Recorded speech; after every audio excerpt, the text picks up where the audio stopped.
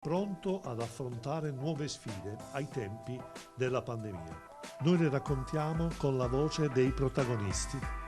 Vincenzo Lovino conduce Insieme Idee e Persone ogni mercoledì e giovedì sera dalle 21 su Serenissima TV.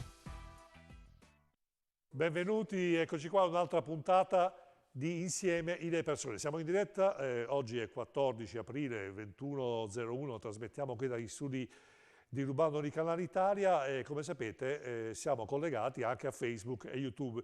Vi faccio subito vedere, ecco qua il nostro tutorial, grazie regia. Come si fa? Basta collegarsi alla pagina Insieme delle Persone TV, se siete in giro, state facendo una passeggiata o state aspettando la pizza da sport, visto che comunque non si può ancora andare a cenare, e abbiamo la possibilità di guardare, di collegarsi direttamente alla diretta che c'è qui negli studi, direttamente su Facebook.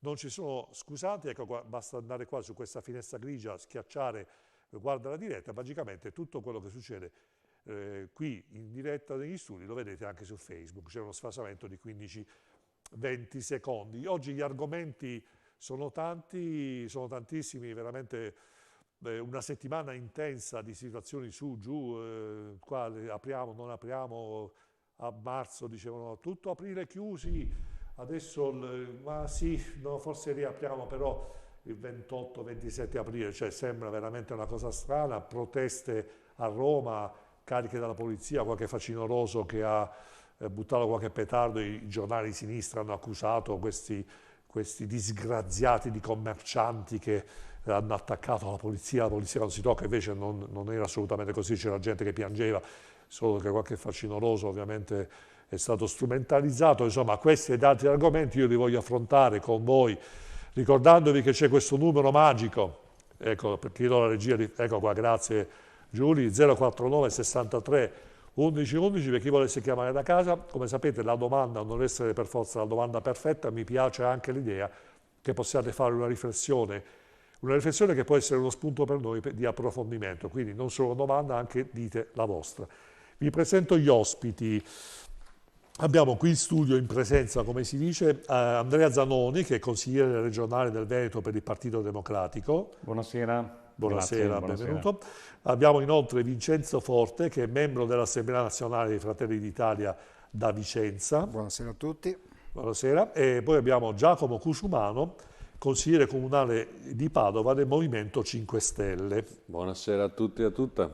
Buonasera. Ecco, poi in collegamento Skype ho veramente il piacere, ecco qua lo vedo già molto sponsorizzato, onorevole, ce l'avevo, non si può... Non ci sono dubbi da questo punto di vista.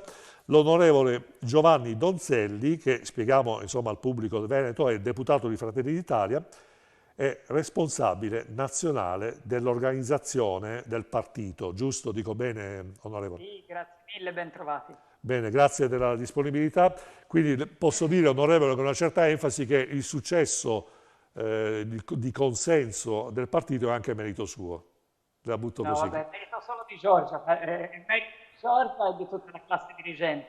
Una buona organizzazione aiuta a non perdere il consenso. Cogliere l'occasione per salutare l'amico Giovanni Donzelli, visto che siamo in collegamento. Ciao Giovanni. Ciao Vincenzo, ciao. Ecco, approfitto, ecco, Vincenzo Forte l'ha salutata. Onorevole, quindi siccome abbiamo poco spazio, ovviamente per i suoi impegni da dedicarci, io vorrei fare subito una domanda, mi sono qua segnato, restrizioni, Covid, riaperture, quindi questa cosa che ha l'antitesi, no? Cioè parliamo di restrizioni, quindi limitazioni della libertà individuale molto forti, queste chiusure delle attività di imprese e dall'altro riapertura, questo ping pong continuo giornaliero, sì apriamo, non chiudiamo, sì dovete stare chiusi, sì però riapriremo.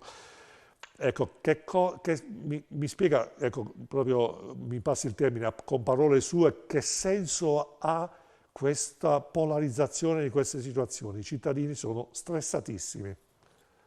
Nessuno, purtroppo io da questo punto di vista noi non vediamo, come Fratelli d'Italia, non vediamo anche la discontinuità che potevamo sperare di vedere tra il governo Draghi e i governi Conte e soprattutto il secondo nella gestione della pandemia, più che altro perché il ministro della Sanità è rimasto lo stesso, con tutte le conseguenze.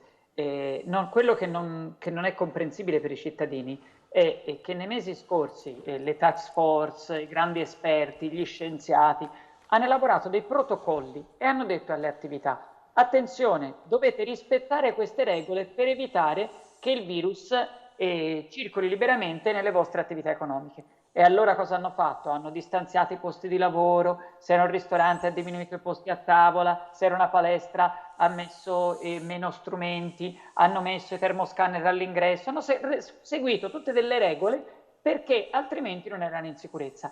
Le attività hanno speso dei soldi, si sono ulteriormente indebitate in un momento già di crisi economica per evitare che il virus si diffondesse e poi l'hanno chiuse lo stesso. Allora, se gli stessi grandi scienziati delle task force ministeriali avevano stabilito che con quelle regole c'era la sicurezza sanitaria, per quale motivo poi dopo si chiudono le attività economiche se la sicurezza sanitaria è stata certificata rispettando quelle regole dagli stessi che poi vanno a chiudere le attività? Guardate, non esistono attività, diciamo così, rinunciabili. A volte si discute e si sente dire sì, vabbè, ma uno può anche evitare di andare al pub, oppure uno può anche evitare di andare a sciare, può anche evitare di andare a cena al ristorante. Sì, uno può evitare di andarci, ma chi non può evitarlo è il gestore del pub, il proprietario del ristorante, il proprietario dell'impianto di risalita o dell'albergo in montagna, perché per loro quelle che vengono considerate attività, diciamo così, evitabili sono il motivo per cui riescono a vivere, a lavorare, a dare da mangiare ai propri figli. Ecco, benissimo, Guardate, onorevole, la interrompo un attimo perché abbiamo una telefonata da casa. Vediamo se magari la domanda può essere pertinente agli argomenti che stiamo sviluppando. Pronto, chi parla? Sì, buonasera dottore Luigi Zoin, Padova, buonasera anche agli ospiti. Buonasera, buonasera, prego. Allora, l'Italia è un po' come quel padre di famiglia che ha 12 figli e dà da mangiare a 4 o 5 figli e agli altri non gli dà niente, o gli dà le briciole che cadono sul tavolo. Ecco, i nostri padri una volta, quando avevano 12 figli, davano da mangiare a tutti quanti. Magari il padre si toglieva qualcosina dalla bocca a lui per dare da mangiare ai figli. E una volta era così. Una volta io Si toglieva il pane di bocca, come si dice, no? Si toglieva sì, il pane di io bocca. sono datato e i genitori di una volta erano così, nelle famiglie numerose. L'Italia di oggi invece no. Difatti c'è gente che manifesta per certe cose, ma la mia domanda era un'altra. Era perché oggi in Italia il giornalismo non ha memoria, non ha memoria.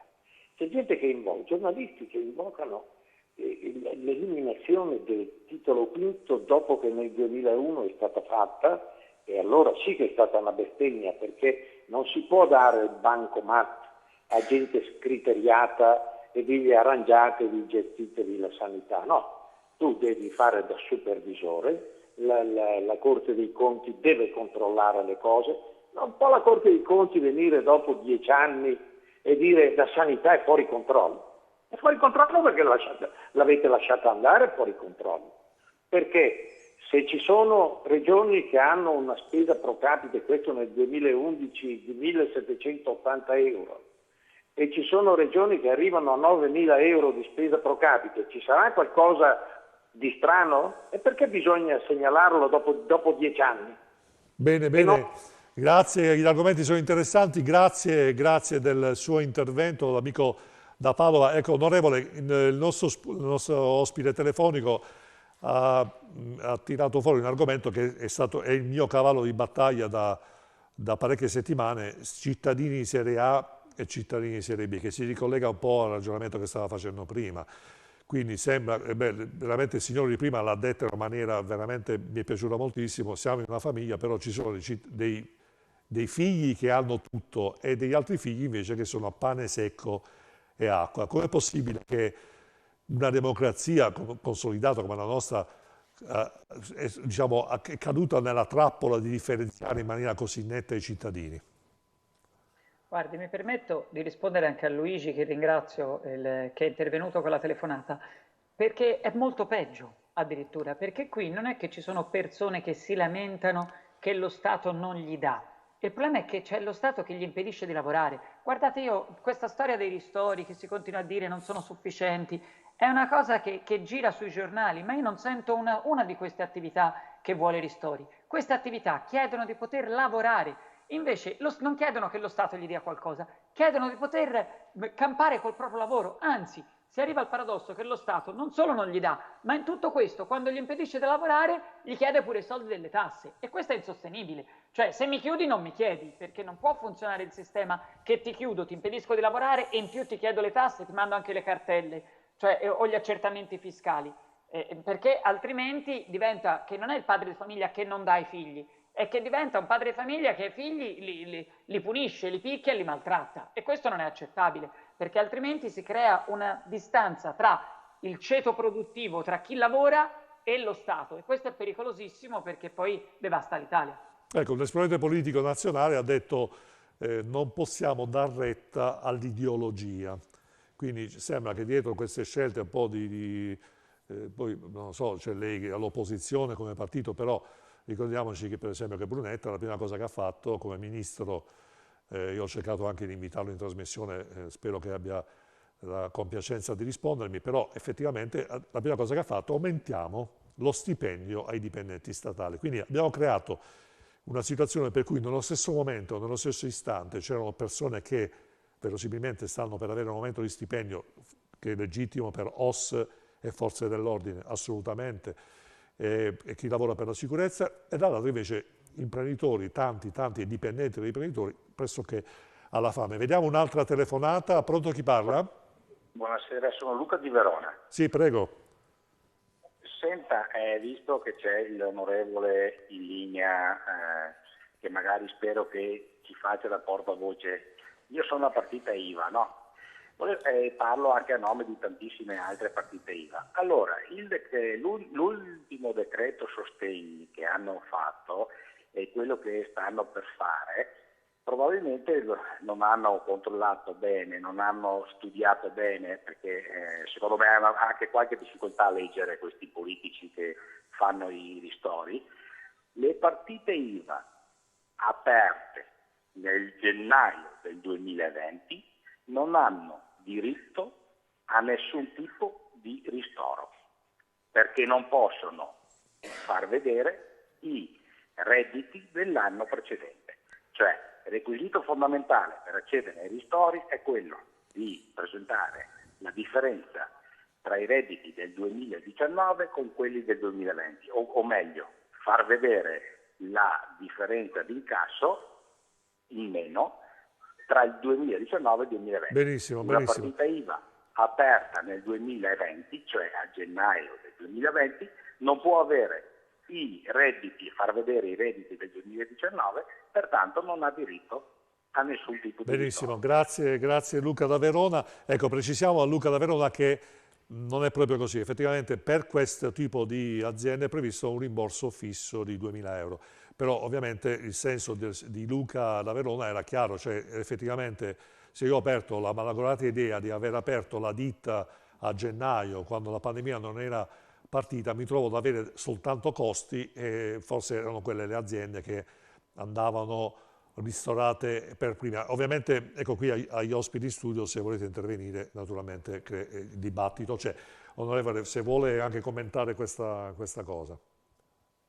Sì, no, Luca ha ragione sul principio, poi è vero che c'è un ristoro fisso, però è simbolico, cioè una persona che ha aperto un'attività, che inizialmente tutti aprono l'attività in rimessa, no? Perché uno all'inizio ha solo i costi e poi deve incassare, che ha aperto un'attività e non è riuscito a incassare, non per colpa sua, nemmeno per colpa del governo, per carità, per colpa della situazione, se poi dopo si pensa di risolvere il problema con 2.000 euro, ma guardate che non c'è possibilità di riuscire con i ristori a risolvere il problema, perché qualsiasi cifra che il governo mette non sarà mai sufficiente. Da parte mia dell'opposizione sarebbe anche facile dire hanno messo poco, dovrebbero mettere di più, perché qualsiasi cifra non potrà mai riuscire a coprire quanto un'azienda poteva guadagnare con il suo lavoro. È fisicamente impossibile per le casse dello Stato. Qual è il problema?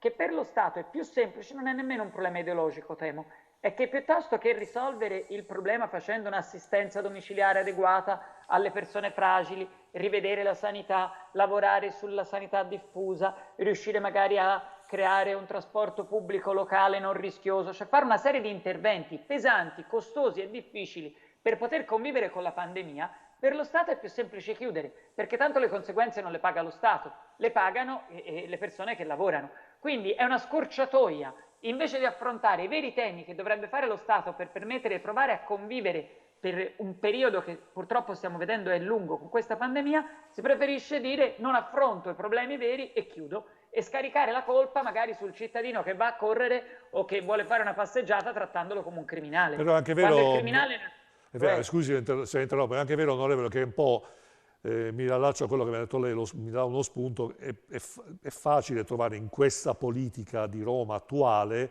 questo senso del deresponsabilizzare, metto la persona davanti e io mi nascondo dietro e faccio le mie cose politiche, però davanti appare una persona, oppure quella persona che appare non fa nulla perché non mi voglio prendere responsabilità, casomai...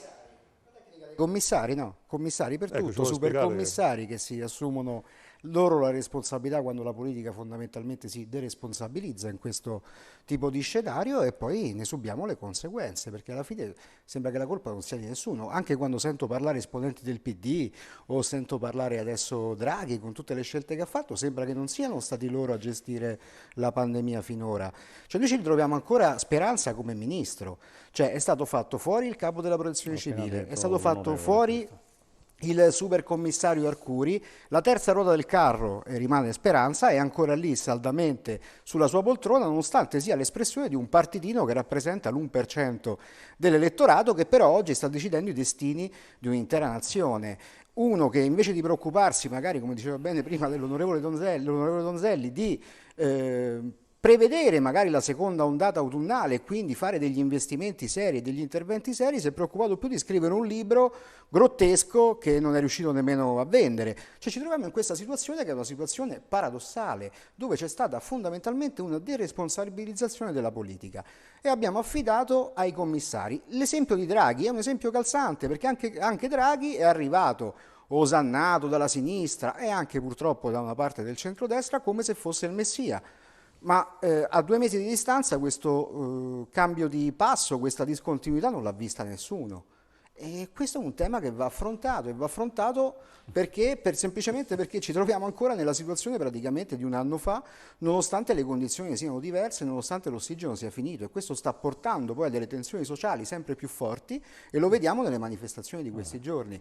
Ma se poi al governo vogliono tapparsi gli occhi, le orecchie e anche il naso e non accorgersi di quello che sta succedendo, diventerà un problema sempre più forte nei prossimi mesi. Anzi, oserei dire, onorevole Donzelli, non so se lei è d'accordo con me, però c'è stato anche un momento in cui addirittura nell'atto di responsabilizzare il governo, e mi riferisco al governo Conte, era specializzato nel dare la colpa agli italiani, no? Colpa dei ragazzi perché c'è la pandemia, e se voi non vi mettete la mascherina la colpa del virus si diffonde. Quindi ormai...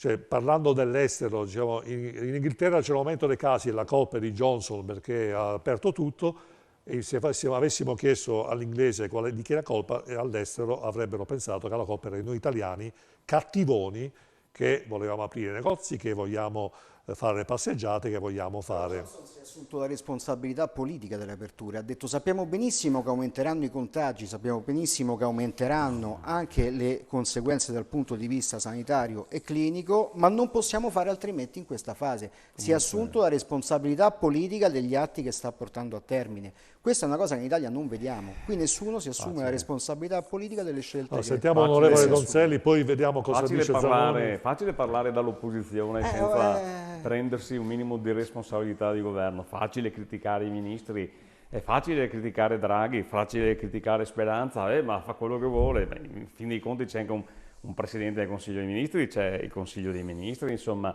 Volevo dire una cosa per tornare a quello che ha detto prima l'onorevole. Effettivamente è vero, sono state date da parte dei tecnici numerose direttive e prescrizioni per quanto riguarda la ripresa delle attività, distanziamento, rilievo della temperatura, poi anche le barriere in determinati locali. Però va detto una cosa, che questo in una situazione di allarme basso, ma poi a un certo punto si è visto che il tracciamento dei contagiati è saltato. Cioè cioè superato una determinata soglia il tracciamento è saltato, quindi era impossibile di fatto individuare i contagiati.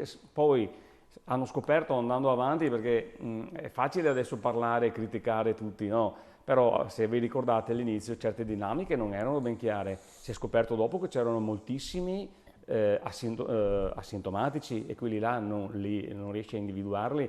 Si è scoperto dopo, ad esempio, che i tamponi rapidi hanno un'efficienza che va dal 60 al 70% e quindi ancora adesso quando fai il tampone ti danno un certificato, sei negativo, però c'è la possibilità, ci sono 30 possibilità su 100 che tu abbia il patentino di poter girare e dire che sei negativo e invece sei un positivo. Sentiamo Zanoni, la telefonata da casa. Pronto, chi parla? Arriviamo su... Sì, buonasera direttore, a lei e ai suoi ospiti. Sì. Sono Sebastiano D'Apano. Sì. Io ho notato c'è qualcosa che non va. Abbiamo 20.000 contagi al giorno, tra cui ci sono 500 vittime al giorno.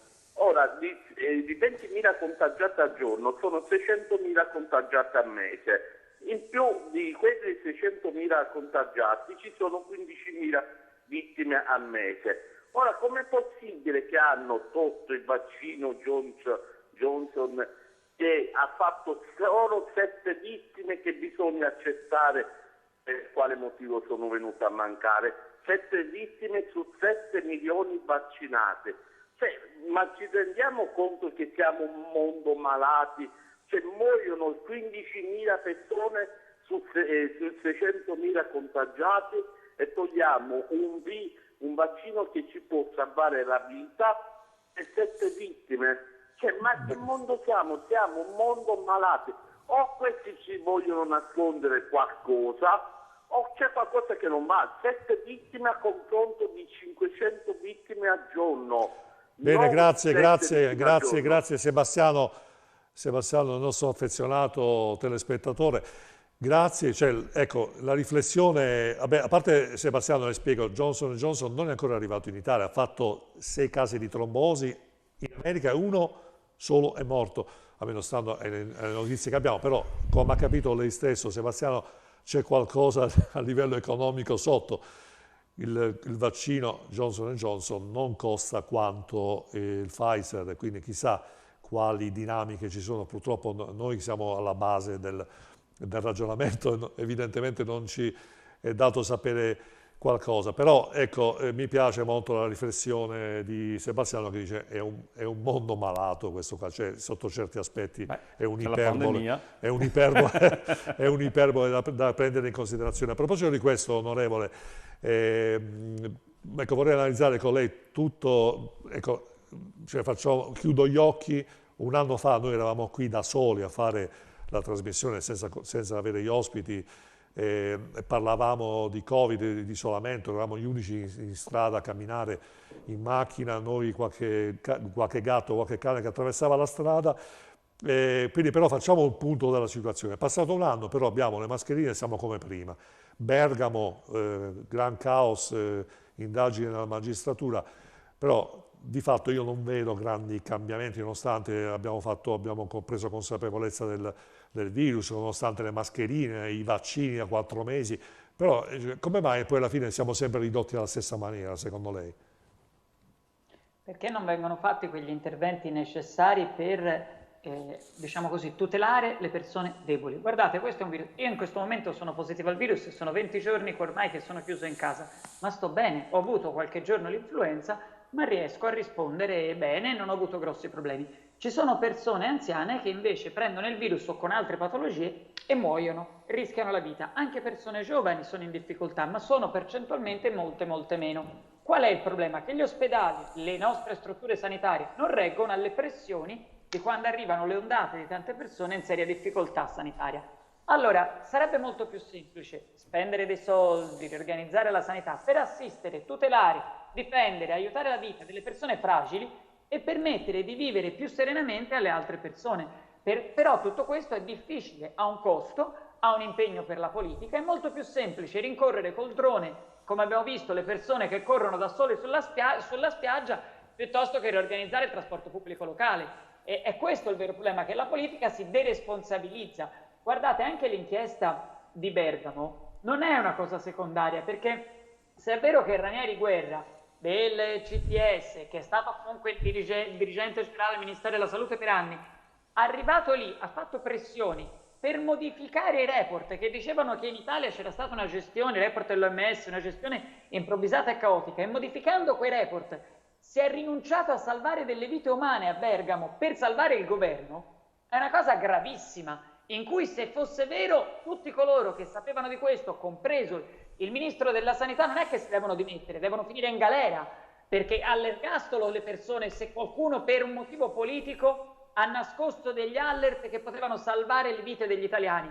Altro che criminalizzare il ristoratore che vuole stare aperto e fargli la multa. Qui c'è la politica che ha nascosto forse dei documenti che hanno poi dopo sì ammazzato le persone ma salvato la poltrona ai politici. Se questo è vero, è una cosa di una gravità inaudita su cui è necessario fare la dovuta chiarezza. Quindi lei pensa, onorevole, che nei prossimi mesi verranno fuori delle cose... Anche il mancato adeguamento, scusate, del piano pandemico del 2006, Giovanni, cioè anche quello è un problema, perché è stato dimostrato che quel piano pandemico che Speranza ha definito utile al massimo per affrontare un'influenza, invece se fosse stato applicato, corretto e aggiornato, avrebbe sicuramente aiutato nella gestione della pandemia. Quindi questo è un altro aspetto. Qui ci ricolleghiamo a Speranza, sembra che io ce l'abbia con Speranza, effettivamente sì, ce l'ho con il ministro Speranza, perché è inspiegabile che sia ancora seduto su quella sedia dopo tutte le cose che sono accadute, non ultima quella che l'onorevole Donzelli ha ricordato per quanto riguarda gli alert dell'OMS. E cosa non vuole aggiungere? Dico che stavo pensando a tutto il mondo e il paese, perché noi come gruppo consigliare abbiamo, in seguito ad alcune affermazioni del nostro Presidente di Regione in merito a determinate offerte per i vaccini, offerte di vaccini anche stranieri, abbiamo fatto un accesso agli atti, stiamo ancora aspettando, sono scaduti i termini, quindi dico è abbastanza comune il fatto che quando si chiedono gli atti e si vuole trasparenza su questa materia, poi alla fine non sempre tutto è trasparente e non sempre tutto è chiaro. Mi scusi, però stiamo parlando di due cose diverse. Lei sta dicendo che lei chiede i documenti alla regione e la regione ritarda nel darglieli, è una questione così. Qui si dice invece che il governo italiano e chi rappresentava il governo italiano negli strumenti sanitari ha nascosto dei documenti all'OMS perché quei documenti già scritti potevano salvare delle vite umane ma creare della difficoltà politica. E su questo c'è un'inchiesta alla magistratura. Lei è un accesso agli atti che può fare e prendersi i documenti ben vengano gli accertamenti della magistratura. Non mi sembra che in questo momento la magistratura stia indagando su Zaia. La magistratura su Zaia non ha avuto nulla da dire. Io non ho detto questo. Io non ho detto questo. Però, guardi, onorevole, per lo stesso motivo la magistratura in altre regioni si è mossa proprio per verificare la questione delle offerte di vaccini che non sono autorizzati nel territorio italiano. La Toscana, governata dal suo partito, ha vaccinato Scanzi invece degli over 80. Io vorrei essere veneto perché la sanità in Veneto è gestita molto meglio della Toscana. E quindi sia felice di essere gestito da lei sta cambiando discorso. Lei sta cambiando discorso. Io parlavo di un tema specifico, delle dichiarazioni, delle offerte relative ai vaccini stranieri, tema sul quale delle magistrature si sono attivate in altre regioni per le stesse identiche dichiarazioni di altri governatori. Abbiamo chiesto gli atti, lei parla di hanno nascosto, ma sono due piani diversi, Zanoni, quegli atti arriveranno, qui stiamo parlando di due cose totalmente diverse, però qui sono due cose totalmente diverse, Zanoni. La trasparenza, soprattutto quando si tratta di vaccini e soprattutto quando si tratta di offerte che hanno un determinato valore e quindi si parla di soldi pubblici, deve essere l'ABC. Ma avete fatto una richiesta di accesso agli atti che arriverà, cioè, sono due cose totalmente diverse. Ho fatto il consigliere regionale per una vita, hanno provato sempre a nascondermi i documenti, ma andavo a prendermeli negli uffici, è un suo diritto e lei farà valere il suo diritto. Qui stiamo parlando di altri, di qualcuno che è responsabile di morti per salvare la politica. Onorevole, lei è in Parlamento, io sono consigliere regionale, mi occupo di Veneto, permetterà che cito alcune questioni locali. Ho fatto tanti anni il consigliere regionale di opposizione i documenti provavano a nascondermeli, ma l'ho sempre trovati, quindi è il suo dovere, cerca di fare questo e verificare e controllare che ci sia un buon governo. Senta, è fortunato perché in Veneto c'è un buon governo. Beh, sicuramente la sanità veneta, diciamo, è messa in ottime condizioni. Onorevole, siccome mancano pochissimi minuti al nostro collegamento, perché so che ci siamo dati una time limit, perché so che lei è ovviamente pieno di impegni. Altra diretta televisiva, chiedo scusa. Sì, no, ragazzi, grazie per la sua disponibilità. Le faccio alcune domande flash, poi mi risponde in qualche secondo se le piace l'idea. Lo sport, alla fine i giovani più che altro legati allo sport. Abbiamo tante attività sportive, tanti centri sportivi, danza, palestre, associazioni sportive, calcio, tutti gli sport abbandonati a se stessi. Non c'è una possibilità di riaprire, si parla però di riaprire al pubblico il calcio per gli europei, però di fatto tutte le piccole associazioni sportive oggi stanno soffrendo moltissimo. È una follia più che altro perché lo sport è salute, quindi in un momento in cui c'è un'emergenza sanitaria dovremmo incentivare l'attività sportiva per dare la possibilità alle persone di essere forti in salute e di poter eventualmente affrontare il virus in condizioni anche adeguate al proprio fisico. Pensare di indebolire gli italiani impedendogli di fare sport nel momento in cui c'è un'emergenza sanitaria è proprio un errore sanitario oltre che economico. In più le conseguenze dei ragazzi di oggi che non riescono a sfogarsi anche dal punto di vista sociale e fisico con lo sport saranno anche le conseguenze psicologiche negli anni superiori. È un problema molto serio, economico, sociale e sanitario, dato dalla miopia di chi ci governa, come se fare sport all'aria aperta fosse rischioso per il virus, oppure in una palestra se si sta distanziati, si usa il gel, ci fosse il pericolo di diffondere il virus. E poi si va nelle metropolitane e il virus circola liberamente, come hanno dimostrato anche delle inchieste fatte dai carabinieri recentemente. Ecco, poi purtroppo va detto, non so se è d'accordo con me, onorevole, però di questa cosa non se ne parla. Cioè si parla delle mascherine, delle cose, di Erdogan, dei vaccini, 2 milioni di vaccini, 3 milioni di vaccini al giorno, 10, no, sembra la lotteria, però di questi problemi reali della vita di ogni giorno non se ne parla.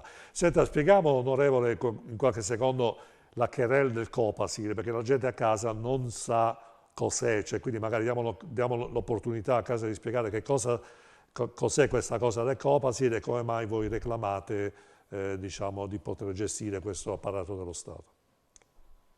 Guardi, banalmente, i servizi segreti, che sono un aspetto delicatissimo nella gestione di una nazione, dei rapporti internazionali e della gestione interna, un tempo venivano nominati e controllati dal Parlamento. Poi è stata fatta una legge, perché ovviamente deve esserci un controllo, altrimenti siamo in una dittatura.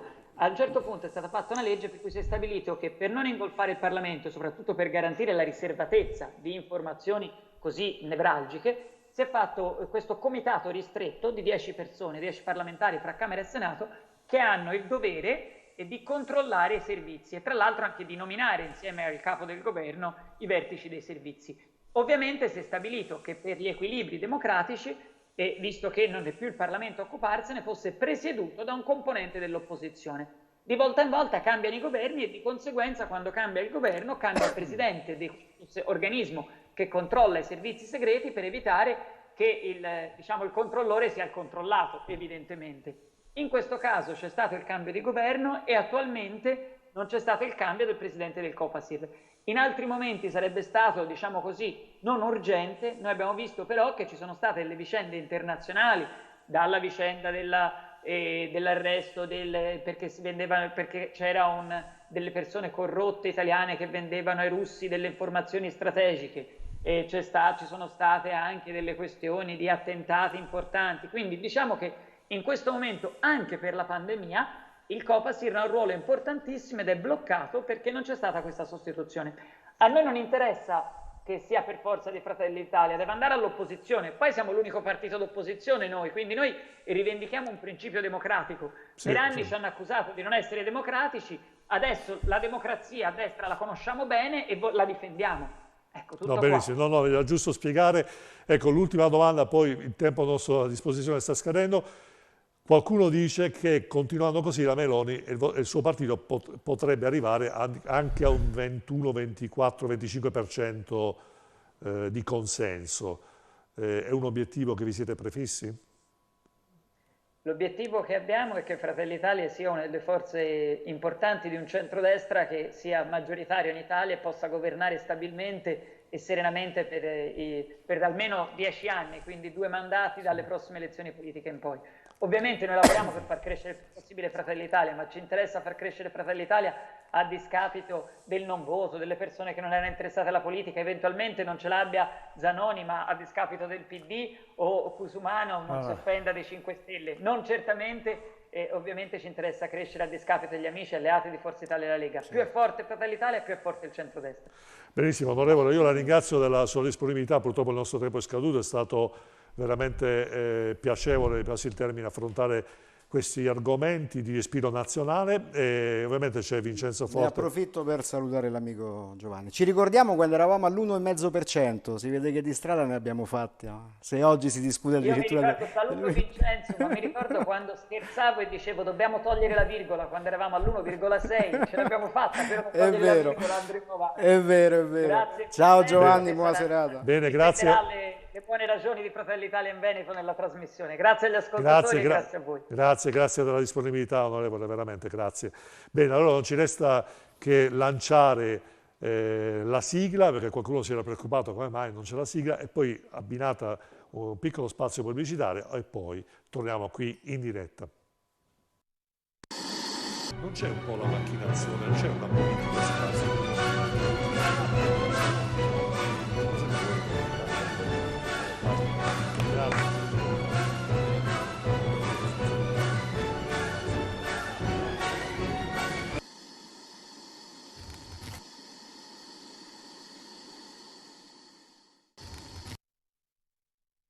Queste infinite distese di campi, i filari dei vigneti che si perdono a vista d'occhio. Non c'è da stupirsi che mio nonno ne sia rimasto affascinato 60 anni fa. Ha trasformato una vecchia latteria in un caseificio, quel posto che adesso tutti noi chiamiamo casa, fedele ai gesti semplici delle nostre tradizioni.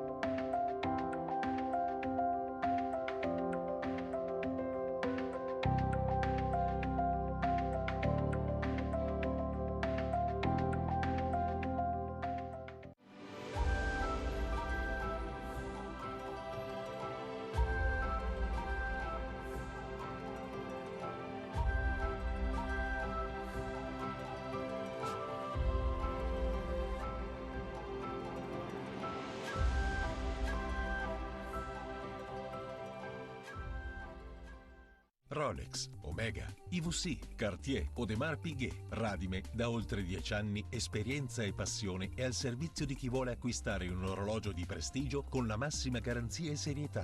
Ma ricorda, se vuoi vendere il tuo orologio di prestigio, Radime te lo acquista alla massima valutazione. Radime, Viale Nino Bixio 31, Treviso. Radime.it.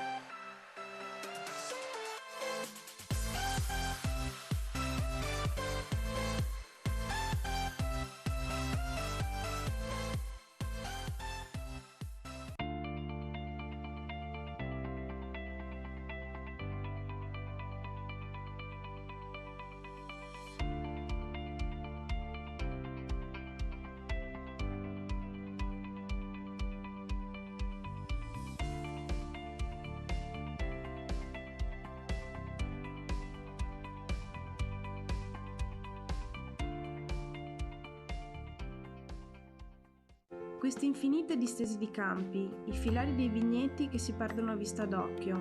Non c'è da stupirsi che mio nonno ne sia rimasto affascinato 60 anni fa.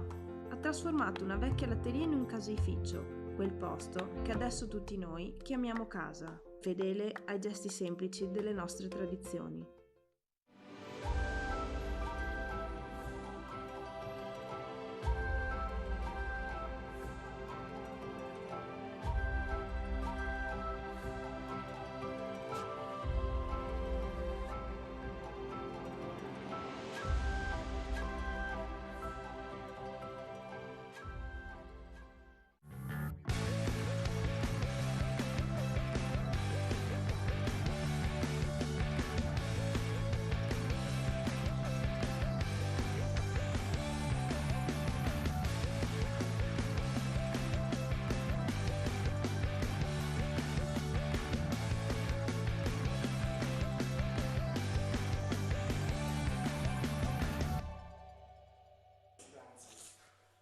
Nuovo in diretta qui alle 21:40 insieme alle persone TV, il nostro format dove abbiamo deciso di far convogliare tutte le nostre attività, ahimè in questo periodo un po' limitate perché ovviamente non ci sono molte occasioni, ma torniamo e pensiamo di tornare in prima linea per parlare di quello che succede in Veneto a livello gastronomico, a livello di informazione e ovviamente il nostro pezzo forte, il talk show. Ricordate, mettete mi piace alla pagina Insieme Idee Persone TV.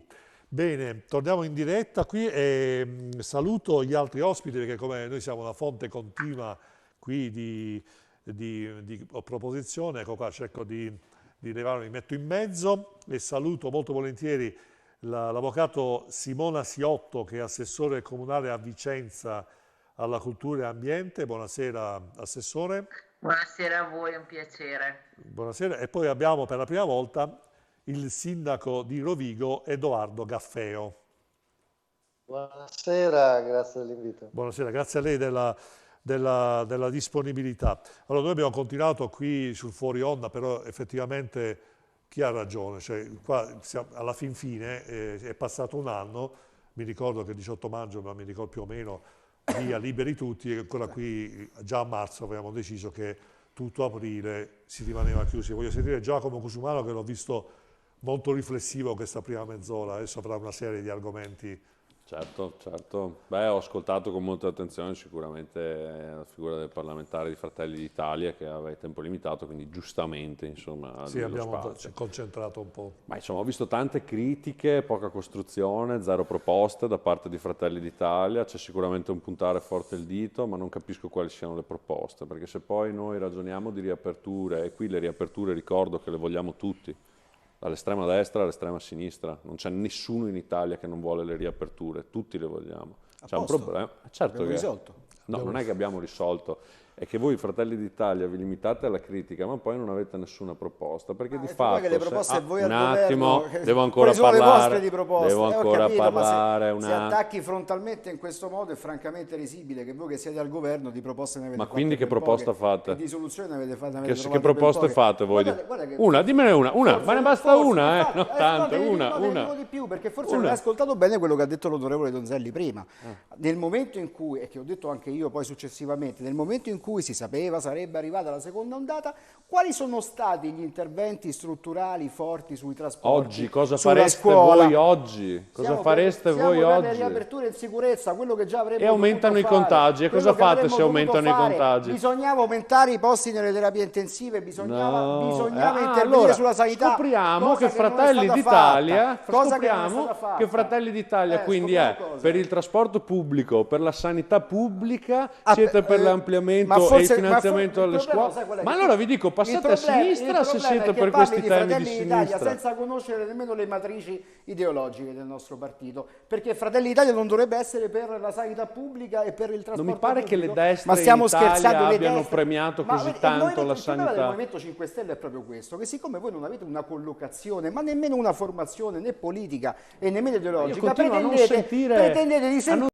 le cose e di ridurle a qualcosa di banale. Allora, guardi, ma se non avete capito qual è la destra sociale in Italia che è rappresentata da Fratelli d'Italia, non avete capito proprio dove siete seduti. Le spiego come funziona. Non avete capito cosa state facendo. Guarda, io non ho non avete capito qual è il vostro ruolo. E infatti ne abbiamo visto i risultati. E anche gli elettori se ne stanno accorgendo, perché dopo l'esploit che avete avuto, guardate come siete ridotti. Continuiamo. Se vuole facciamo un discorso serio, se no ci parliamo lo sto facendo un discorso serio. No, lei mi sta parlando è lei che non sta facendo un discorso serio. Lei mi sta parlando delle destre, parla delle motivo. Destre. E soprattutto, come ripeto, non ho sentito una proposta.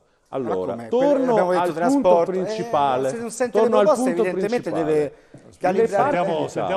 Le parti d'Italia che hanno sofferto di più in questo momento sono state quelle zone, e adesso è chiaro, diciamo, a tutto l'arco politico, da destra a sinistra, dove devono andare i prossimi investimenti. I prossimi investimenti devono andare su un trasporto pubblico sostenibile, che sia in grado di trasportare sempre più persone, sempre più in sicurezza, ed evitare quindi che ci possano essere problemi come quelli che sono verificati, perché siamo tutti coscienti del fatto che il trasporto pubblico italiano aveva dei problemi anche prima della pandemia.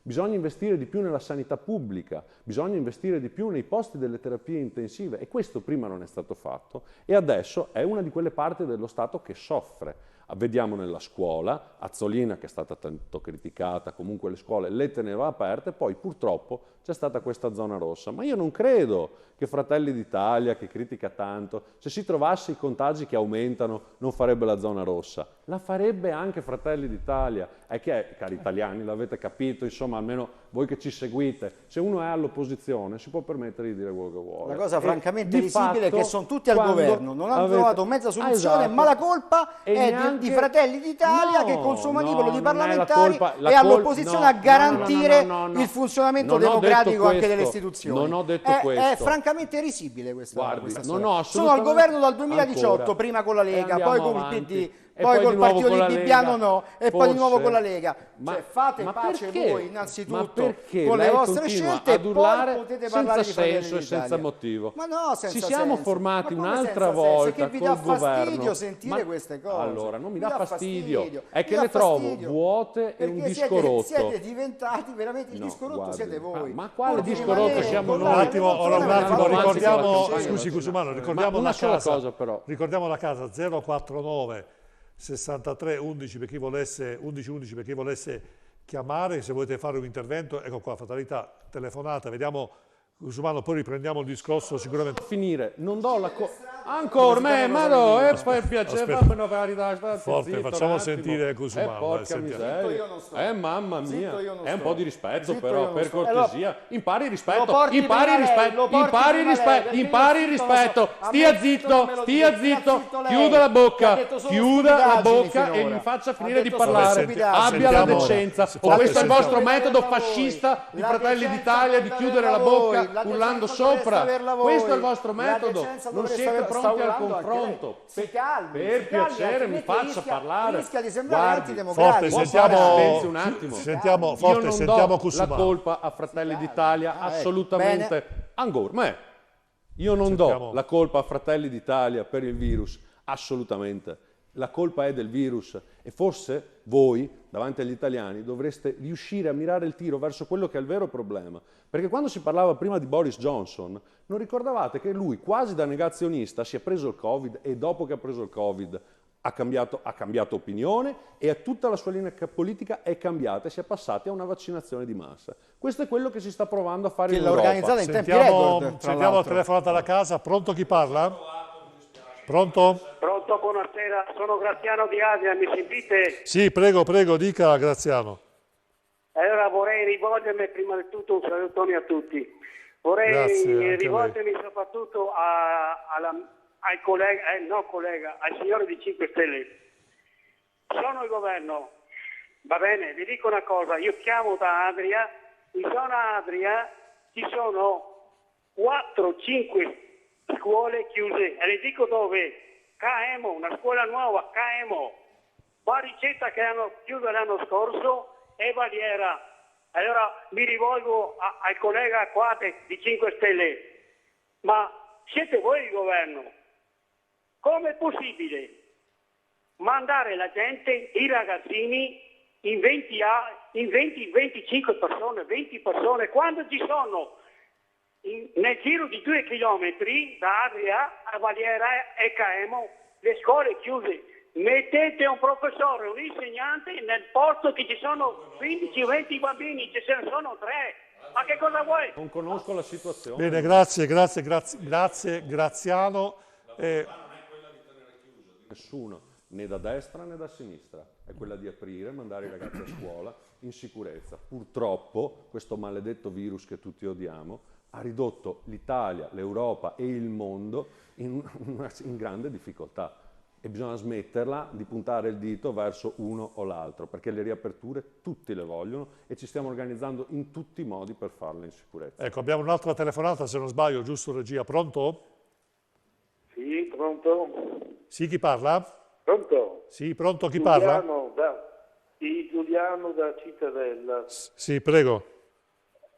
Sì, senta, a me mi viene da ridere a sentire l'esponente di Fratelli d'Italia, là, che è l'onorevole che c'era prima, perché loro fanno, la loro politica è che si prendono i voti e per forza sono bravo anch'io a dire di no a tutto, no qui, no lì, no su. Dopo vorrei vedere se ci fosse il primo ministro la Meloni, come si rapporta con le grandi potenze tipo Biden degli Stati Uniti o Putin, eccetera. Ma questi sono in grado di governare.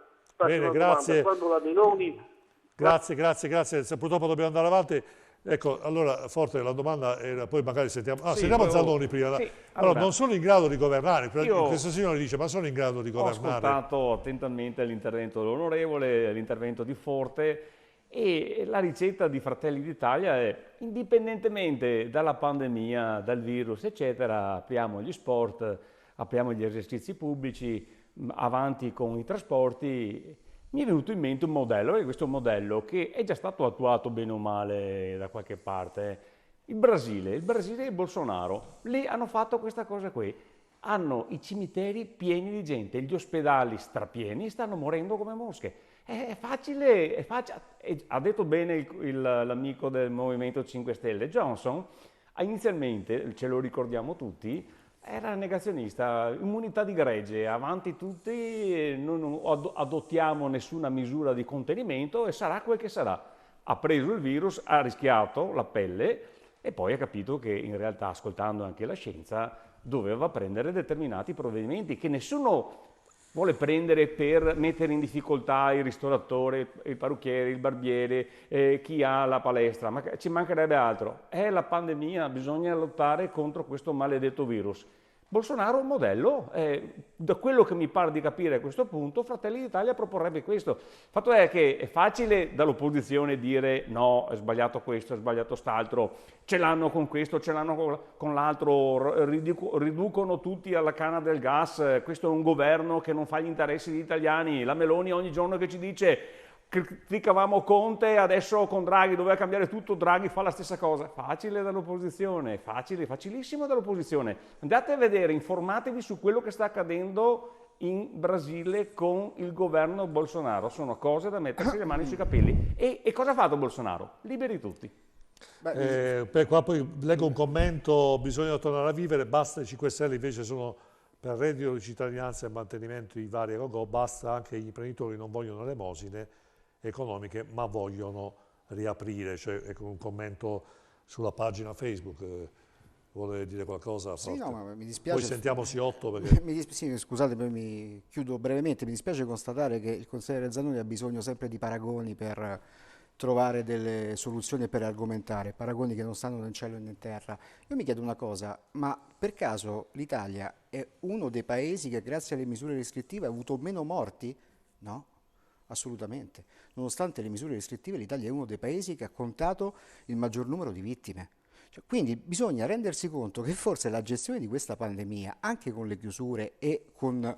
Poi abbiamo visto, purtroppo questi sono dati di fatto, siete al governo, capisco che vi dà fastidio, quindi dice che era giusto fare zona rossa. Ma l'avete gestito voi, l'avete gestita voi. Quindi è giusto fare zona rossa come quando hanno chiuso le scuole, quando gli studi scientifici ci dicevano che non c'era relazione tra l'aumento dei contagi e l'apertura delle plessi scolastici. Sentiamo la telefonata da casa. No, sono scelte state fatte così. Pronto, chi parla? Pronto? Sì, chi parla? Angelo da Padova. Sì, prego. No, voglio sapere una cosa, perché qua stiamo parlando così. Io sono convinto tutto questo come si può dire, che le cose sono andate male. Per me Conte ha ritardato i vaccini e stiamo pagando perché Draghi non può in suo mese fare tutto, perché Conte è stato un anno là, lui. Non si ha da fare con i vaccini. Ha visto ieri l'Inghilterra, ha mostrato era di Paolo tutte le sedie libere che mancano i vaccini. Ma siamo di scherzare. Bene, grazie Angelo da Padova. Su questo argomento ovviamente chiedo subito al sindaco di Rovigo.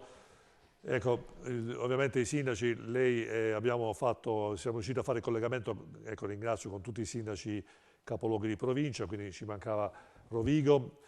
Com'è la situazione lì a livello di vaccini, sindaco, la città, ci sono molti contagiati, sta reagendo bene, com'è la situazione?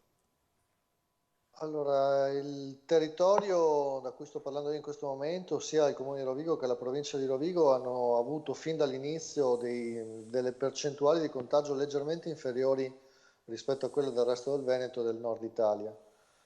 Questa cosa è stata particolarmente vera durante la prima ondata, in cui effettivamente il lavoro che era stato fatto all'inizio, sia in termini di tracciamento che di isolamento, è stato un ottimo lavoro da parte dell'USL e ha consentito di limitare i danni. La seconda ondata l'abbiamo sentita in pieno ed è qualcosa che fa veramente male. Cioè, andare a vedere i numeri anche a livello comunale è una cosa che impressiona. Posso dare un dato.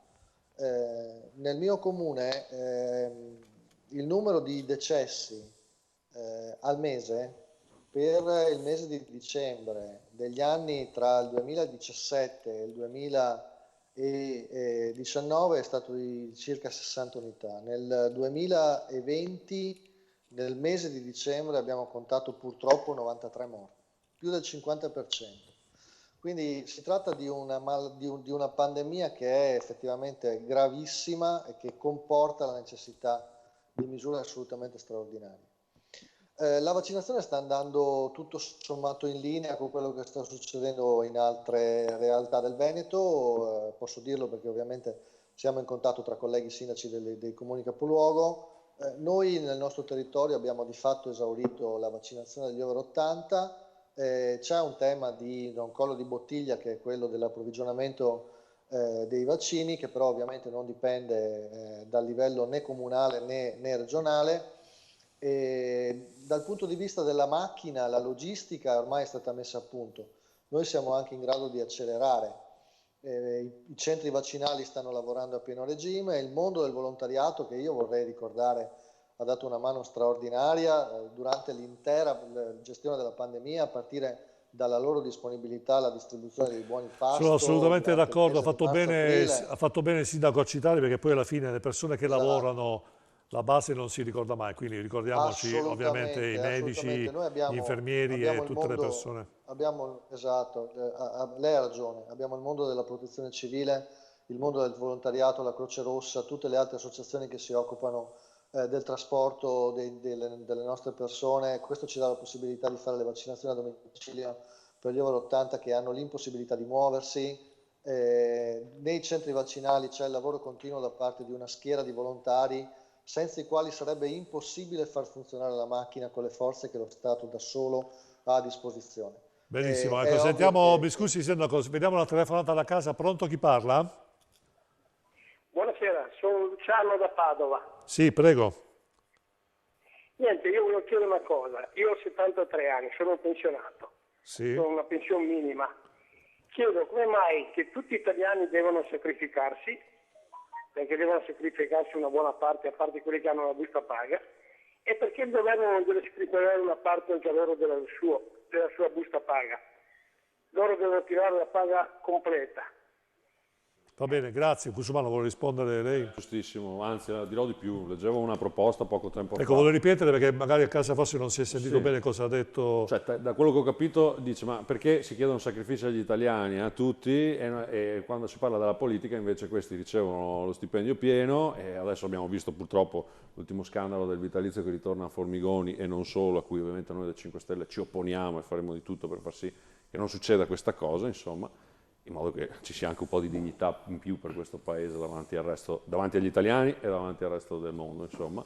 Ma sostanzialmente sì, condivido questa cosa. Io penso che non solo i politici, voglio dire, ma tutta quella categoria che effettivamente durante la pandemia non ha risentito a livello economico, perché ricordiamo che ci sono categorie, faccio l'esempio dei supermercati, che hanno introitato il 20% in più, voglio dire. È chiaro che è un 20% che poi l'anno prossimo non rifaranno perché si spera appunto che si riapra tutto e si ritornerà e quindi torneranno a numeri normali. Però voglio dire, ci sono diverse categorie effettivamente, come diceva il telespettatore, che non hanno risentito di questa cosa.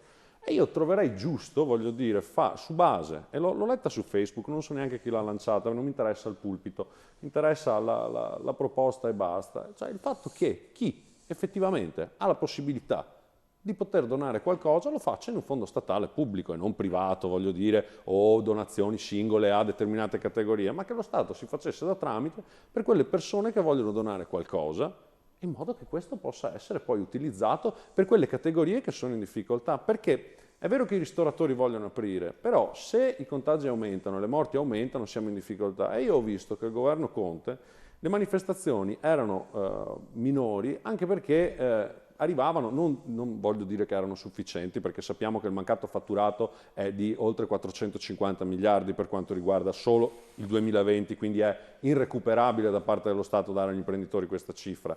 Però voglio dire, dobbiamo riuscire a dare più soldi possibili a quelle categorie che tutele non ne hanno. E il mondo della piccola, media e microimpresa soprattutto, di tutele nella storia d'Italia di fatto non ne ha, sono riusciti a conquistare. Più solidarietà, più solidarietà tra il paese. Tra i garantiti e i non garantiti. Esatto, cioè, il mondo del sindacato per il lavoro dipendente ha fatto una battaglia enorme dai primi anni del Novecento e poi ci sono arrivati ad avere dei benefit, dei diritti e anche dei benefit che superavano anche a volte molto probabilmente quello che era poi la necessità, pensiamo alle baby pensioni o comunque quando c'erano tutta una serie di cavilli per cui si poteva riuscire ad avere tanto facendo poco, una volta un dipendente qualunque. Però scusi Cusumano, adesso Brunetta addirittura mi aumenta lo stipendio ai questo, dipendenti pubblici. Io non è sorpreso lei da questa cosa qua? Allora, i dipendenti della pubblica amministrazione hanno bisogno di una forte rivisitazione, scusate la rima, nel senso che l'Italia ha bisogno di una rigenerazione, delle assunzioni, soprattutto nei comuni che non riescono ad assumere personale, perché devono gestire la città, devono lavorare. Sentiamo, scusi, la telefonata da casa, pronto? Chi parla? Sì, buonasera, sono Luigi da Vicenza. Sì, prego. No, volevo fare una domanda a Cusumano. Sì. Cosa ne pensa dei banchi a rotelle che sono buttati lì praticamente grazie. rottamare e dopo se si ricorda che è al governo e giustamente spererei che almeno quando fa le osservazioni le fatte in maniera giusta. Grazie del... Vabbè, insomma, è successo. Storia, l'ho già spiegato più volte, insomma, il banco a rotelle è un dispositivo che lo Stato ha messo a disposizione e i direttori scolastici lo ordinavano se lo volevano. Alcuni comuni non l'hanno ordinato, altri l'hanno ordinato. Ci sono situazioni come qua in Regione Veneto in cui la Donazzan non si sa perché si è inventata che fanno male, ti ammazzano, ti vengono a rapinare in casa, ti fanno di tutto sui banchi a rotelle, quando in realtà così non è, perché vediamo anche l'istituto dove ha studiato Draghi in molte zone d'Europa vengono utilizzati senza nessun tipo di problemi per fare una didattica un po' diversa da quella a cui siamo abituati. Detto questo, è una questione di scelte, il Comune di Padova ne aveva adottati alcuni, possono e aiutano in quelle zone in cui vengono usati tranquillamente. Si è creato un caso enorme, ricordiamoci che quando è stata fatta la proposta le aule avevano la necessità magari di modificare i posti anche in tempi brevi e quindi avere la possibilità di spostarsi, di essere in altre posizioni per riuscire ad avere un miglior distanziamento e il banco questo poteva garantirlo. Diciamo che poi è stata montata sopra una polemica secondo me inutile di un ministro che comunque si è molto battuto per continuare a mandare i ragazzi a scuola e di cui forse adesso un pochino sentiamo anche la mancanza, mi sento di dire. Ecco, vorrei sentire l'avvocato Siotto, ecco, assessore, la telefonata da casa era riducete lo stipendio ai politici, però in definitiva io credo che non debba essere solo il politico, nel senso quello che fa il proprio lavoro, magari fa il su e giù, propone leggi eccetera, ma sicuramente lo Stato ha delle sacche di inefficienza, secondo il mio punto di vista mi immagino cosa potrebbe essere i vari ministeri, no? Si parla proprio, anche si dice, classica frase, è un ministero, no? Proprio per dire chissà quanta gente magari se la spassa in un certo senso, adesso chiaramente non ho riferimenti, non posso accusare nessuno, però io penso che più che magari tagliare lo stipendio bisognerebbe che lo Stato, e io in questo senso mi sono rivolto a Draghi recentemente con i nostri format, proprio per cercare di fare quella famosa spending review, quindi accorciare i vari ispezioni della burocrazia per rendere più agevole il funzionamento della macchina statale e quindi rendere maggiormente efficiente il servizio ai cittadini. Lei che è un professionista, quindi prestato alla politica, cosa ne pensa di questo mio ragionamento?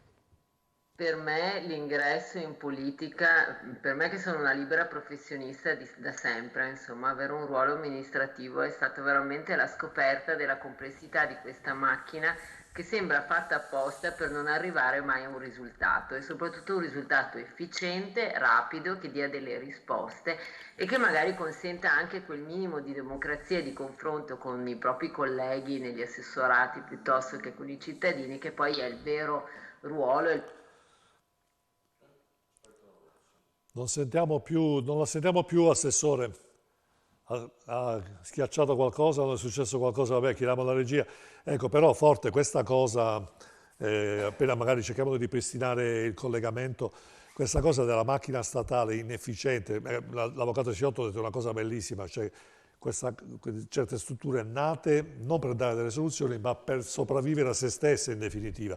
Adesso non ce lo possiamo più permettere, No, l'efficienza della macchina statale, l'inefficienza non deve pesare sulle attività produttive e sui cittadini con queste tasse. Non ce lo possiamo più permettere anche per un'altra ragione, che qui si ricollega al famoso Recovery Fund.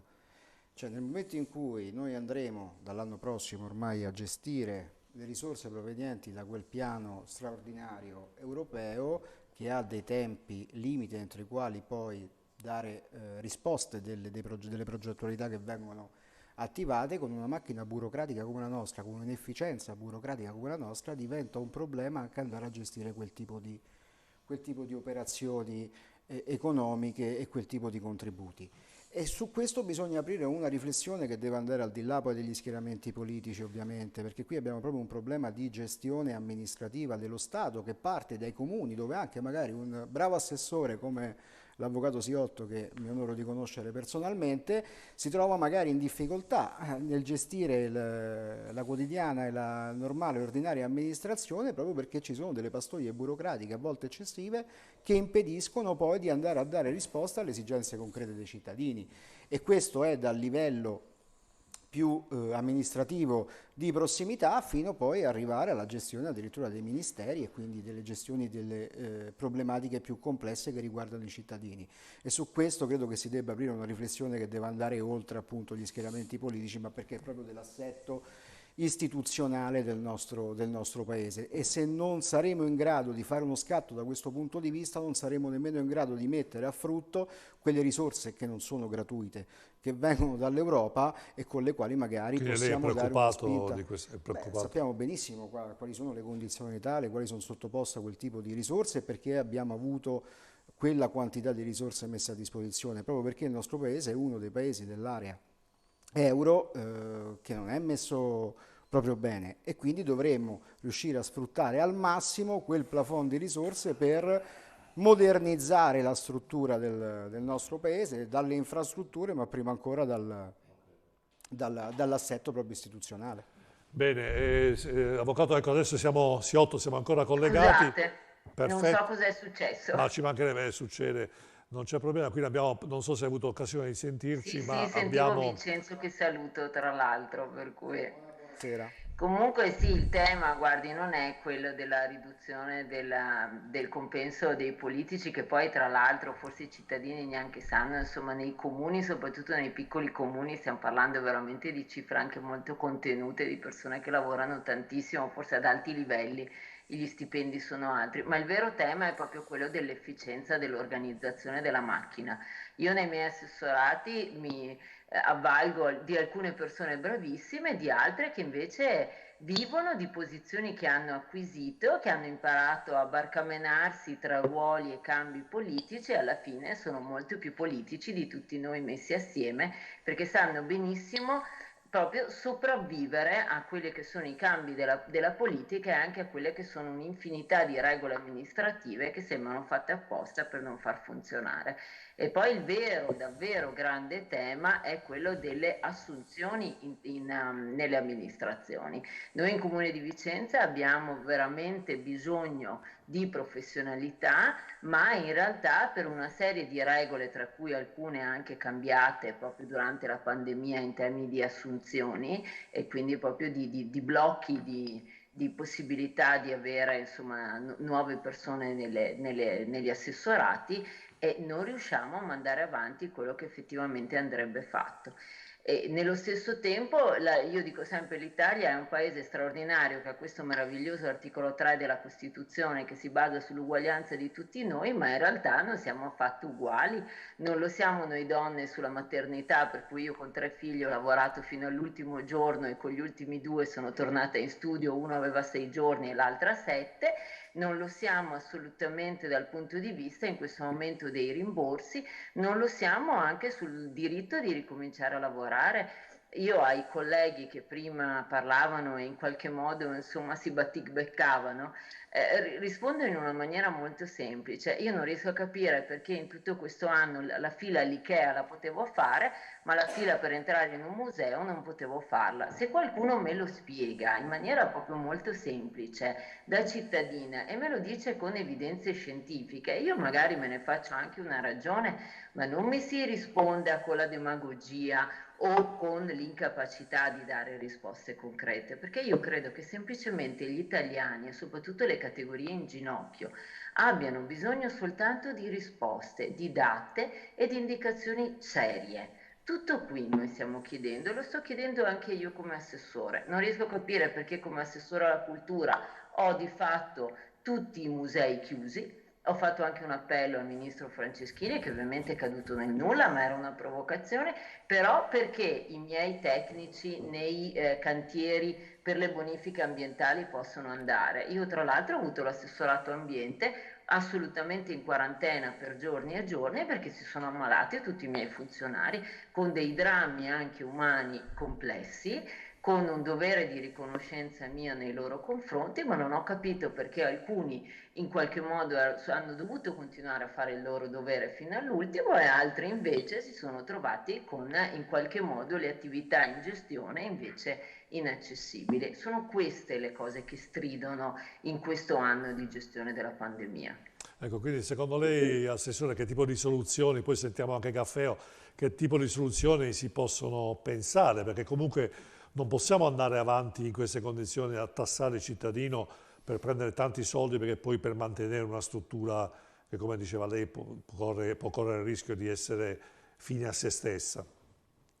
Ma no, guardi, nel mondo del lavoro secondo me i principi di concorrenza, proprio di selezione, alla fine di meritocrazia, devono essere uguali dappertutto, nel privato come nel pubblico, mentre così sappiamo benissimo che non è. E per quanto riguarda la pandemia bisogna uniformare le regole avendo sicuramente in mente che la prima cosa è la salute pubblica, per carità, credo che su questa banalità siamo tutti d'accordo, però quando poi alla fine del mese si muore di fame, se devo morire di qualche cosa, scusatemi la banalità, è chiaro che alla fine ho bisogno anche di andare avanti nella mia vita. Quello che sta dimostrando la pandemia è l'incapacità di questo paese di riuscire davvero ad avere una media visione, una lunga visione, no? L'abbiamo dimostrato sulle scuole, il problema vero sono dove mettiamo i nostri bambini tutti i giorni per ore e ore in sedi assolutamente inadeguate, l'abbiamo visto nel trasporto pubblico, ma alla fine sono emerse tutte le inefficienze dell'Italia sotto tutti i loro profili ed è su questo che dobbiamo invece davvero fare un ragionamento serio e investire, indipendentemente da chi è il governo al momento, avere una capacità di fare la scelta giusta, non la scelta opportuna o facile, ma quella che è giusta per i nostri figli per ereditare qualcosa di cui loro siano davvero orgogliosi. Sul mondo del lavoro, guardi, io sono una che ha sempre lavorato tanto senza nessuna tutela, perché ovviamente sono un avvocato, quindi sono una libera professionista, non sono figlia di nessuno.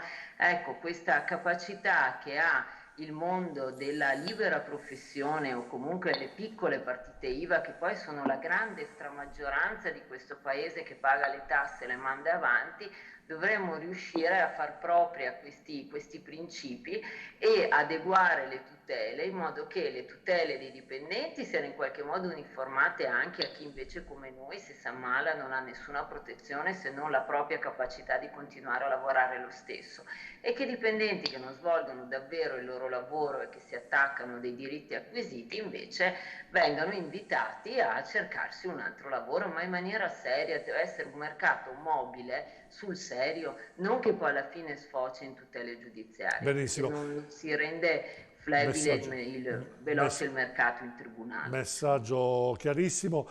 Ecco, adesso lanciamo uno stacchetto pubblicitario, l'ultimo, e poi Caffè voglio sentire magari lei su questo argomento come la vede. Fra pochissimo. Queste infinite distese di campi, i filari dei vigneti che si perdono a vista d'occhio. Non c'è da stupirsi che mio nonno ne sia rimasto affascinato 60 anni fa. Ha trasformato una vecchia latteria in un caseificio, quel posto che adesso tutti noi chiamiamo casa, fedele ai gesti semplici delle nostre tradizioni.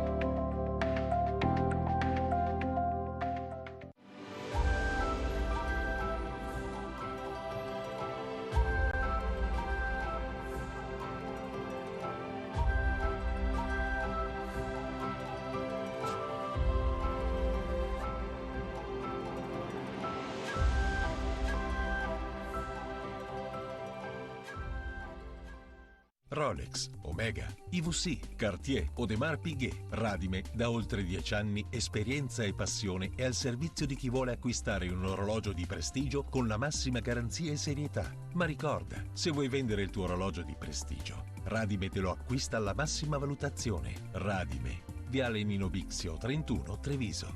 Radime.it.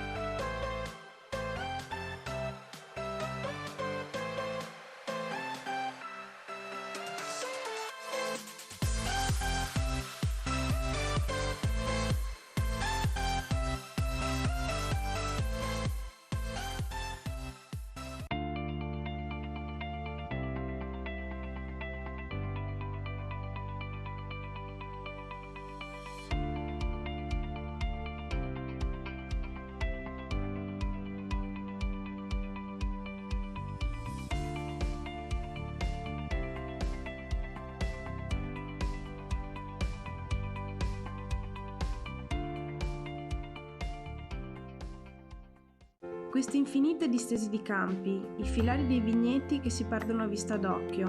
Non c'è da stupirsi che mio nonno ne sia rimasto affascinato 60 anni fa. Ha trasformato una vecchia latteria in un caseificio, quel posto che adesso tutti noi chiamiamo casa, fedele ai gesti semplici delle nostre tradizioni.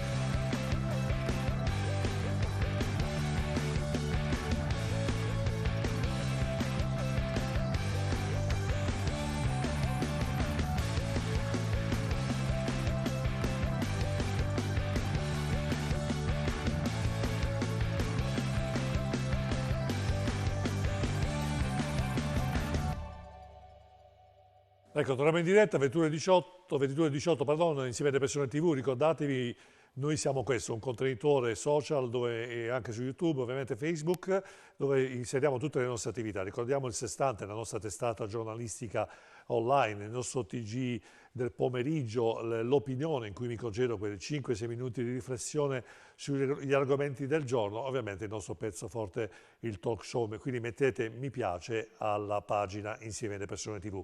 Gaffeo, il problema dei dipendenti pubblici, ecco, come la vede lei da questo punto di vista, com'è la situazione lì a Rovigo? Beh, sono state dette molte cose giuste. Io credo che serva un grosso sforzo di ammodernamento della pubblica amministrazione, è una cosa che si sta dicendo da molto tempo. Devo dire che anche per me arrivare alla guida di un comune è stato un po' uno shock all'inizio, nonostante io di fatto sia un dipendente pubblico perché sono un docente universitario, però devo dire che un ente locale è un mondo completamente diverso rispetto a altre parti della pubblica amministrazione, perché vive di regole che in prima battuta sono un po' difficili da comprendere. Da un lato c'è la necessità di ammodernare in maniera seria l'intera macchina della pubblica amministrazione a livello comunale, anche in termini di formazione del personale. Abbiamo un'età media dei nostri dipendenti elevata e la necessità di avviarci su una transizione di natura digitale implica che ci sarà un grosso sforzo da fare, non solo in termini di adeguamento tecnologico. Ricordo per esempio che entro settembre tutte le amministrazioni comunali dovranno essere in grado di fornire praticamente tutti i servizi che i cittadini richiederanno direttamente attraverso i canali digitali. Ora, se prima della pandemia era pensabile una transizione un po' lenta, con l'avvio del cashback ormai il 50-60% dei cittadini italiani possiede lo SPID. A questo punto credo che la stragrande maggioranza dei cittadini pretenderà di avere i servizi che le amministrazioni comunali fanno fatica a fornire utilizzando canali di natura digitale. Dobbiamo quindi formare le nostre persone, è un processo che richiede del tempo e richiede delle risorse. Io mi auguro che queste risorse ci vengano date. Abbiamo la necessità di assumere, perché non è pensabile provare ad impostare un piano complesso equivalente a un piano Marshall come il Recovery Plan con le risorse che abbiamo all'interno degli nostri enti locali. Servirà un piano straordinario di assunzione a tempo determinato, anche io non sto discutendo che sia necessario stabilizzare tutte le persone che verranno a darci una mano, però questa cosa è assolutamente fondamentale, se no non saremo in grado di spendere i soldi che ci verranno messi a disposizione, perché non saremo in grado di fare le progettazioni e tutto quello che ne consegue. Benissimo, ecco, benissimo. Allora, sì, prego, voleva concludere, Sindaco? Sì, stavo dicendo che è anche vero che abbiamo un problema in termini di regole di ingaggio. L'assessore Siotto ha colto un punto giustissimo. Io faccio un esempio. Noi, come tutte le amministrazioni, abbiamo utilizzato una parte delle nostre risorse per provare ad aiutare quelli che adesso vengono chiamati ristori, attraverso sconti di natura fiscale, attraverso buoni spese, shopping, attraverso contributi. Beh, per elargire il contributo ad un'azienda che lavora nel nostro territorio è necessario iscriversi all'elenco, al registro nazionale degli aiuti di Stato e verificare che partita IVA per partita IVA questi soggetti non abbiano ricevuto più di 5.000 euro di aiuti di Stato da parte del governo italiano o di qualsiasi ente pubblico. E dobbiamo chiedere il DURC. La quantità di atti e di documenti che dobbiamo chiedere per riuscire a derogare 1.000-2.000 euro per ciascuno dei soggetti che vogliamo aiutare è enorme. Questo rende molto macchinosa l'intera gestione dell'erogazione dei fondi e non siamo in grado di aiutare tutte le persone che vorremmo aiutare. Serve veramente una riforma che sia in grado di snellire le procedure della pubblica amministrazione. Quindi meno, sicuramente sono d'accordo con lei, meno burocrazia. Bene, siamo alla chiusura, diciamo, mancano pochi minuti, vediamo, facciamo un giro. Cusumano, un minuto, vuole un po' dire la sua rispetto agli argomenti che abbiamo trattato. Ma io credo che riguardo a quest'ultimo tema ci sia molto da fare, perché abbiamo bisogno di più personale, più preparato, ma non solo per riuscire, diciamo così, nella gestione anche pandemica e nelle attività, ma anche per esempio per la partecipazione dei bandi. Quanti comuni perdono dei bandi perché non hanno la capacità di poterli studiare, di poterci lavorare. E questo è un altro problema, perché perdiamo soldi e non riusciamo a sfruttare i soldi che magari vengono stanziati da altri enti, dall'Unione Europea e dallo stesso Stato. E questo è un tema fondamentale, perché abbiamo tutta una serie di persone molto preparate che ha voglia di entrare a lavorare per la pubblica amministrazione e riuscire a portare delle migliorie. La digitalizzazione è fondamentale, ovviamente una digitalizzazione diffusa prevede anche un'importante centralità che lo Stato deve assumersi come responsabilità, perché se ogni singolo comune, ogni singola regione deve andare a dettaglio, come è stato appena detto dal sindaco di Rovigo, il lavoro diventa impossibile. Bisogna avere, già Roberto Casaleggio, ricordiamo la sua morte del 2016 che era avvenuta appunto in questo mese, diceva appunto che questo è un passaggio fondamentale, la digitalizzazione, il paperless, riuscire a lavorare estremamente online in maniera veloce e efficiente. Padova, io sono del comune di Padova, sta cercando di adeguarsi sempre di più a questo tipo di cose, anche oggi in commissione ne parlavamo appunto per quanto riguarda la documentazione sanitaria da presentare da parte del cittadino e la creazione di uno sportello. Non è un passaggio semplice, è un passaggio unico, dobbiamo farlo, è difficile, bisogna lottare, ma come sappiamo nella vita purtroppo nulla è facile. Ecco, quindi Zanoni, secondo lei più Stato o meno Stato? Ma io direi che la digitalizzazione, secondo me, è una delle soluzioni per accelerare e snellire queste procedure burocratiche. Il sindaco Gaffeo lo ha detto, servono questo documento, serve quest'altro e quest'altro ancora, dovremo avere delle banche dati disponibili e con un clic avere tutto in una frazione di secondo. È quello che accade già in molti stati europei, ad esempio in Lituania hanno un modello veramente da prendere da esempio, dove ormai fai tutto col computer accelerato, non fai code e i comuni e gli enti pubblici fanno un lavoro che è un centesimo di quello che fanno i nostri, proprio perché si ritrovano tutte le banche dati, tutti i documenti e i certificati in rete. Abbiamo problemi di questo tipo anche per quanto riguarda, pensate, la DIA. Noi abbiamo avuto in quarta commissione ospite il responsabile triveneto della DIA e ci spiegava come anche tra enti pubblici, anche tra la polizia giudiziaria a volte fanno difficoltà a incrociare i dati, cosa importantissima per combattere appunto le infiltrazioni mafiose. L'ultima cosa che volevo dire è che noi siamo il gruppo consigliare, il Partito Democratico, che ha più volte proposto una maggiorazione dell'addizionale IRPEF proprio per i redditi alti, proprio per avere più risorse da investire soprattutto in sanità, perché voglio ricordare che la nostra è una sanità d'eccellenza, però è una sanità che ha patito molto la concorrenza della sanità privata, che ci ha rubato molti operatori e questo non va dimenticato. Perché, concludo, voglio ricordare, siamo l'unica regione dove non c'è la maggiorazione dell'addizionale IRPEF, ovvero l'unica regione dove i ricchi non pagano le tasse che pagano nelle altre regioni. Ecco, Avvocato Siotto, le faccio la stessa domanda, quindi più Stato, meno Stato, più burocrazia, va bene così?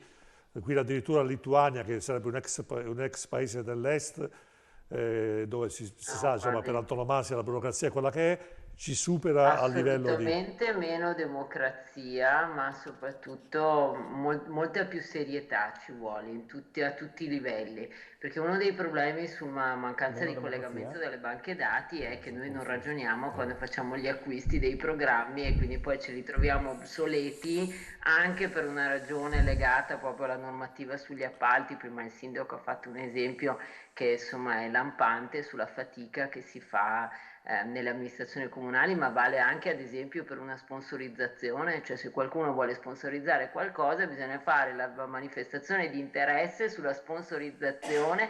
Se la spieghi a un cittadino questa cosa ti prende per matto, cioè pensa che sia tu che non hai idee, che non riesci a realizzarle, perché veramente certe situazioni sono kafkiane. Il codice appalti va benissimo, ma noi come sempre riusciamo sempre a stravolgere la ratio delle norme, le portiamo all'estremo e quindi poi la macchina si incricca. Quindi sicuramente diciamo meno Stato, faccio un po' fatica a dirla perché io credo fortemente nel mio Stato e lo amo e amo i valori della Costituzione e quindi come espressione non mi piace. Se si vuole dire però meno burocrazia, un po' più di intelligenza e a volte anche un po' più di cuore negli uffici, assolutamente sì. Benissimo, Vincenzo Forte. Più Stato, meno Stato? Più Stato che funzioni. Cioè la formula magica è fondamentalmente questa, perché come è stato detto anche dall'assessore Siotto, mettetemi nelle condizioni di poter lavorare, mettetemi nelle condizioni di poter dare risposte alle esigenze concrete dei miei cittadini. Cioè questo si chiede e lo stesso identico principio vale tanto per l'impresa privata quanto per la pubblica amministrazione, così come le imprese non chiedono altro che essere messe nelle condizioni di poter correre, di poter lavorare senza lacci, lacciuoli, catene e senza pastoie burocratiche, la pubblica amministrazione ha la stessa identica esigenza, soprattutto poi negli enti di prossimità come i comuni, magari i comuni anche grandi o i comuni capoluogo, hanno bisogno di dare risposte ai cittadini, perché i loro cittadini si aspettano dal sindaco, si aspettano dagli aggiunti, si aspettano quindi dagli assessori delle risposte immediate a delle esigenze concrete che vivono quotidianamente, e per risolvere quel tipo di problema magari bastano 2, 3, 4, 5 mila euro di investimento, ma il problema deve essere risolto subito. Se invece la burocrazia blocca quel tipo di investimento non si riesce nemmeno a dare risposte alle esigenze quindi dei meno cittadini. burocrazia alla meno fine. burocrazia, quindi va bene lo Stato, ma che aiuti invece di frenare. Bene, allora ringrazio tutti e saluto tutti gli ospiti. Andrea Zanoni, consigliere regionale del Veneto, Partito Democratico, Vincenzo Forte, membro dell'Assemblea Nazionale di Fratelli d'Italia Vicenza, Giacomo Cucciovano, consigliere comunale Padova, Movimento 5 Stelle. Ecco, ringrazio veramente per la disponibilità che ha dimostrato l'onorevole Giovanni Donzelli, che ricordiamo, oltre che essere deputato di Fratelli d'Italia, è responsabile nazionale dell'organizzazione del partito di Firenze.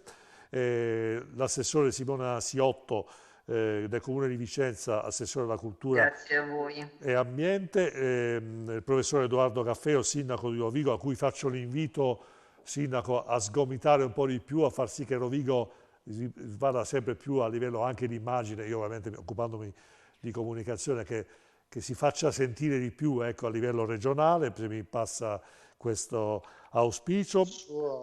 Il suo invito è ovviamente ben accetto, cercherò di fare tutto il possibile per far conoscere la mia città, che secondo me merita molto di più di quello che viene, del riconoscimento che ha normalmente. Ecco, lo dico proprio per questo motivo, perché Rovigo è una città bellissima, secondo me, quindi merita più visibilità.